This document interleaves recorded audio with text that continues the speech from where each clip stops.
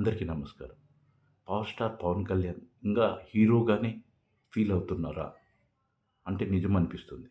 ఎందుకంటే ప్రస్తుతము అందరికి తెలిసిన విషయమే, విజయవాడలో భారీ వరదలొచ్చి భారీ నష్టమై చాలామంది 8-10 రోజులు ప్రజలు అల్లల్లాడి ఆకలి కేకలు, అది మనం అందరం చూసాం. ఎంతో ప్రాణ నష్టం జరిగింది. 60 మంది ప్రాణ నష్టము, సుమారుగా ఒక 50, 60 మంది వరదల్లో కొట్టుకుపోయారనేది చూసాము.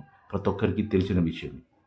సో, ఈ వరదల సందర్భంగా సోషల్ మీడియా కానీ, నెటిజన్లు కానీ, కొన్ని పత్రికలు కానీ, కొన్ని మీడియా సంస్థలు కానీ, ఉప ముఖ్యమంత్రి గారు ఎక్కడ అనే టైటిల్‌తో నడవడంతో ఒక 3, 4 రోజుల తర్వాత ఉప ముఖ్యమంత్రి పవన్ కళ్యాణ్ గారు హైదరాబాద్ నుంచి విజయవాడ ఆఫీస్‌కొచ్చి ఒక ప్రెస్ మీట్ పెట్టి, ప్రెస్ మీట్‌లో ఆయన చెప్పడం ఏందంటే, వరదలు ఎందుకు విలేకరులు అడిగిన సమాధానం గాను, వరదల్లో ఎందుకు మీరు పాల్గొనలేదు అనేది విలేకరులు అడిగిన దానికి ఉప ముఖ్యమంత్రి గారు పవన్ కళ్యాణ్ గారు ఇచ్చిన సమాధానము, నేను వెళితే అభిమానులు వాళ్ళ కష్టాలు, వాళ్ళ ఆకలి అంటే ఇప్పుడు త్రాగడానికి నీళ్ళు లేవు, పాలు లేవు, ఫుడ్డు లేదు.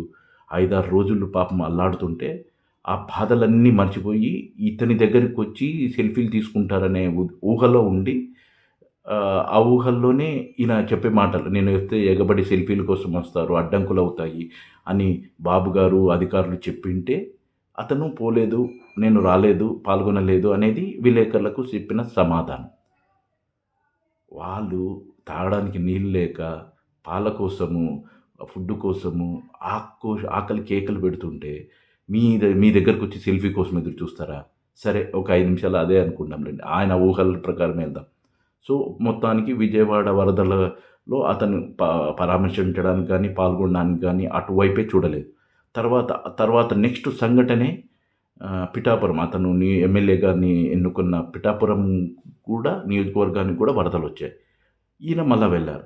ఇక్కడ గూడా ఎగ్గొట్టడానికి ట్రై జేసినట్టున్నారు. కానీ ఎన్నుకున్న ప్రజలు మళ్ళా నోటికి సమాధానం చెప్తారేమో అని భయపడి అక్కడికి వెళ్ళి ఆ వరదల్లో పాల్గొంటే, పట్టుమని ఆయన చుట్టూ 10 మంది కూడా లేరు. ఆ 10 మందిలో ఆయన ఉప ముఖ్యమంత్రి కాబట్టి సెక్యూరిటీ వాళ్ళుండొచ్చు.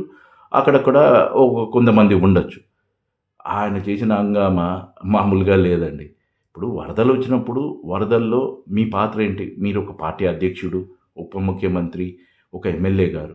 అన్ని ప్రాంతాలు మీరు ఒక పిఠాపురానికి ఎమ్మెల్యే కాదు, పిఠాపురానికే మంత్రి కాదు. అన్ని చోటికి వెళ్ళాలి. విజయవాడకు బాబు గారు చెప్తే వద్దనడము, బాబు గారు చెబితే పిఠాపురంకి పోవడము. మీరొక పార్టీ అధ్యక్షుడు అనేది మర్చిపోతున్నారు. ఇంకా హీరో ఇమాజినేషన్‌లోనే ఉన్నారు. నా పైన అభిమానులొచ్చి పడతారు, సెల్ఫీలు పడతారు. ఇంకా ఆ ఇమాజినేషన్‌లో ఉంటారు.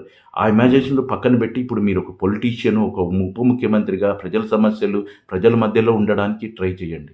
ప్ర ప్ర ప్రజాస్వామ్యంలో ప్రజలు మిమ్మల్ని ఎన్నుకుంది ప్రజలకు సేవ చేయడానికి. వీకెండ్ వస్తేనే హైదరాబాద్‌కెళ్ళిపోవడము, మళ్ళా ఎప్పుడో ఫ్రైడే మధ్యాహ్నం వెళ్ళిపోతే సోమవారం మధ్యాహ్నానికి గడువు కూడా రావట్లేదు.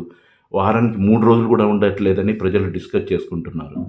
కొంచెము మీ పార్టీ తరపున ఇదే బాబు గారు చెప్పినట్లు నడుచుకునేటట్లయితే పార్టీ అవసరం లేదు గదండీ! దాన్ని మెర్జ్ చేసేస్తే సరిపోతుంది గదండీ!